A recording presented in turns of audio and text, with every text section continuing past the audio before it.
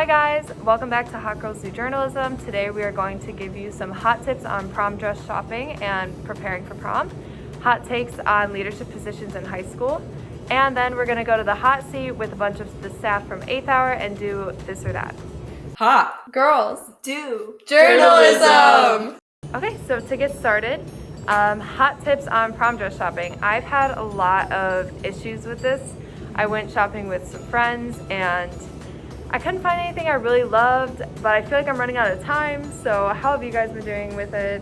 I think, so junior year, I bought a dress that was relatively cheap, and I think that was kind of my process, my mindset, okay, junior year, I'll take it easy, we don't even have a real prom.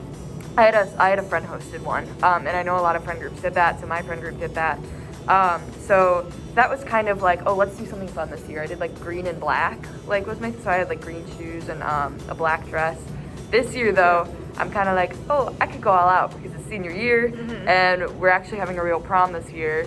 So I think that the price, just feeling guilty about looking at really expensive dresses, because I know a lot of kids do that, but you don't have to be obligated to do that. You can still find a beautiful dress that is in your price range. So I think just finding things that fit my budget has been difficult. But, yeah. I know for me, my parents have always said, or really my mom with prom dresses, we missed our junior year homecoming, our junior year prom. Yeah. And I still kind of did a prom thing with one of my best friends. What we did was go thrifting for prom dresses, and then we went out to eat. So it was a prom under $50. I got my dress from Goodwill for $11. It wasn't a style that I'd probably choose now or a color I choose now, but it fit and it looked good and it was fine. So if you're looking for something more on budget, you can definitely try Goodwill, try Home of the Sparrow. Those are great options. Olivia Mack, she got her prom dress at Goodwill. Yeah, you can find a lot of great stuff at those thrift stores, but with this year, my parents' perspective is I just missed 2 dances, so they're kind of okay with any price that's not insane. Yeah. But it's kind of hard to find something that you think will be unique and other people won't already have. Yeah. I don't know, for me, my parents have never really been one to understand the hype around dances. Really in my family, my brother was the only one who was it's prom, this is something important. My sister didn't really care about it. I've only ever gone to 2 homecomings, and both of those I just had dresses from JCPenney, nothing really too big or out there. So personally, I want to go more kind of Amelia was saying, all out for prom, because it's gonna be my one and only prom. But it is difficult with how crazy prom dresses are this year, money wise. I've been hearing most of them are ranging from $300 to $700. They're insane. Yeah. That is so much money. It is. So I don't know. I'm just gonna dip my toes in the water. I haven't started, so I'm just gonna see what I can find.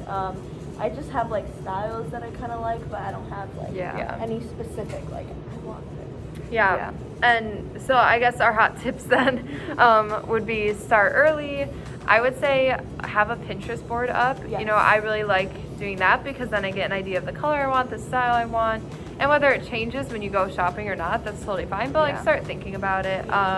I think if you're gonna go to a specific store, maybe check online first what they have. That way you can kind of get an idea of what you want, or if you even if price is a concern, you can look at a specific price range and see oh, they don't really have anything that I like, maybe I shouldn't go there, or oh, they have a lot of options for my price range. Yeah, I think a lot of girls, if you live in the area, a lot of girls feel obligated to go to Gipper and Peaches for even homecoming or prom dresses. Yeah. And my freshman year, I got a homecoming dress from Gipper, and it was expensive. And I thought I just had to do that. I thought that was the norm. And then afterwards, I was I didn't even really like this dress that much, and I had to get it altered. So I was okay. So then I started spending less and less money, under $100 on a dress, $50 on a nice dress for homecoming, and I kind of did the same for prom. So you don't have to look at those super expensive stores if you want a beautiful dress, because I think a lot of girls feel they have to do that. Yeah. So. All right, so moving on to hot takes, we're going to talk about being a leader in high school, what it's like, and I know that this kind of sounds like it's more of a hot tip, but really we want to discuss like having those responsibilities in high school and what it means to us. Yeah.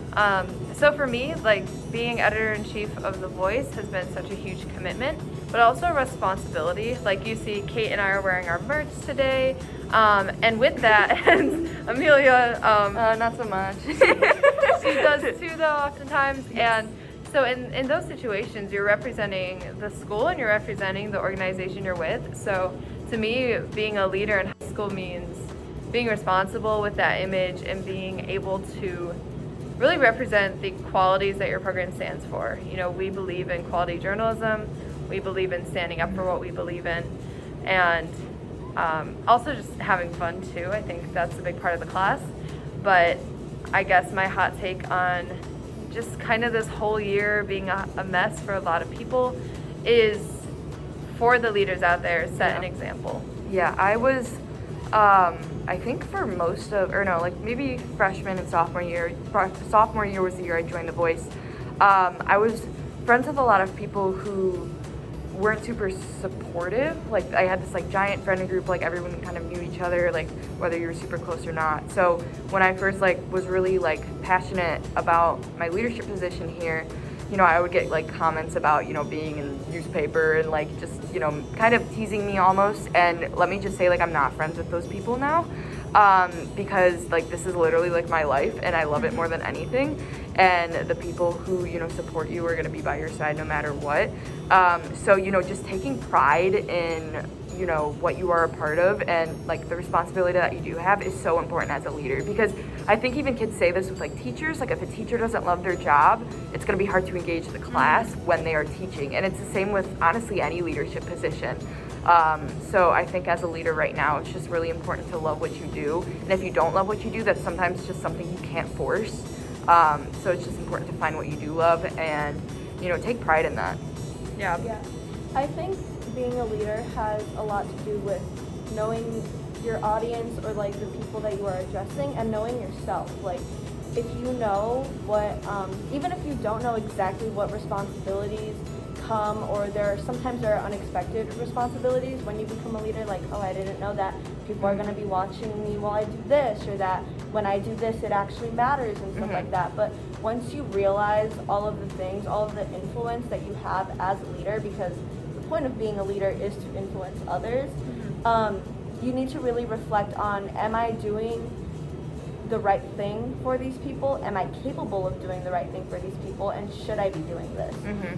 Because I think a true leader would recognize when they don't fit the bill, and when they say, you know what, this isn't for me, or you know what, I realize I don't have the time to commit to this, or I don't have the passion to put everything that I have into this, and know when to step back, or know when to take responsibility, know when to stand up, know when to support others. It's a lot of being able to read the room, being able to read yourself, and, you know, applying yourself in different situations in the way that you think is going to best help others rather than help yourself. Yeah. I think another thing is, like, when I was kind of talking about like taking pride in your position, like it's not your fault if you don't love what you do. You know what I mean? It's more so just like you try something and you just don't like it, or you can't take pride in it, or you just don't enjoy it the way you thought you would. Like you tried and it's not your fault, but the important thing is like don't hold on to that. I would say. Yeah, and I think this is something we see on The Voice too with editors. Like one of the first things we ask in the interview is, what are your time commitments like? Like, can you commit to this job fully? Because we expect people to put in the work and put in the passion.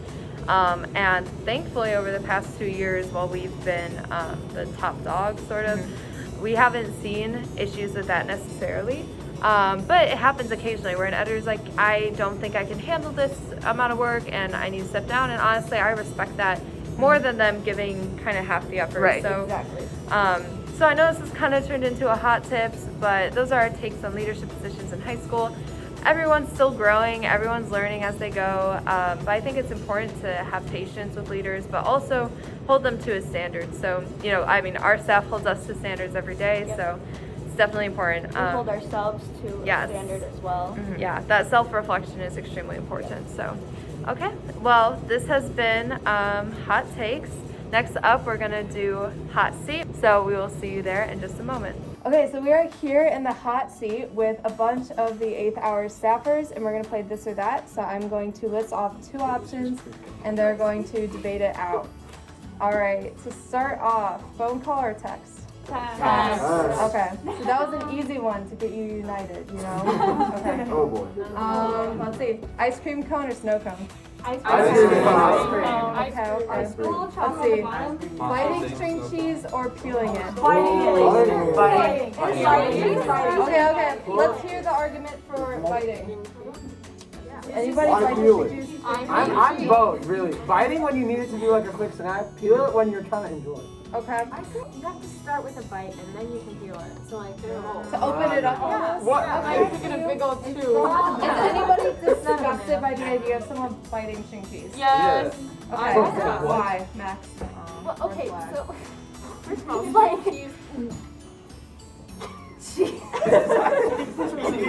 True. Yeah, that's a good point. It's you're cheese. supposed That's to true. peel it. Okay. There's no other way. You I literally just- peel it to open the packaging.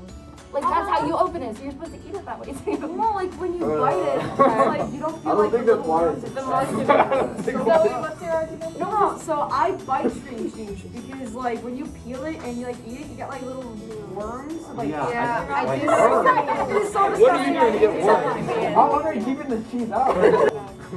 Okay, next up.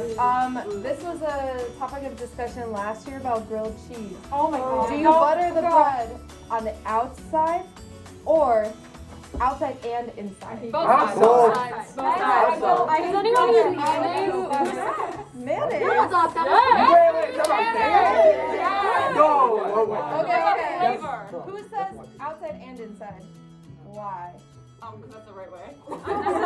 That's a great argument. Okay, they won. No. I just use cooking oil because I hate the taste of butter. I hate grilled cheese. First of all, It's gonna be Max so. has something to Here's say. Bunny loops are disproportionate. That's good. I'm joking, actually. So if you butter the outside and the inside, you're only cooking the outside. Like that's the point of grilled cheese is to Yes. like crisp the outside. If you're putting butter on the inside, you're eating raw butter, which Well, Because the cheese is gonna get melty and it just tastes good everywhere. well that's like Just burn it. Next topic of conversation. Would you rather, this has just become a would you rather game. Go to a big party with a lot of people or a small gathering with maybe, I'll say, 5 friends. Small gathering. small gathering. You gotta be the party. Yeah. You don't know anyone. Alright, would you rather get your dream car or dream home? Oh. Would you rather have to do the laundry or do the dishes? Laundry.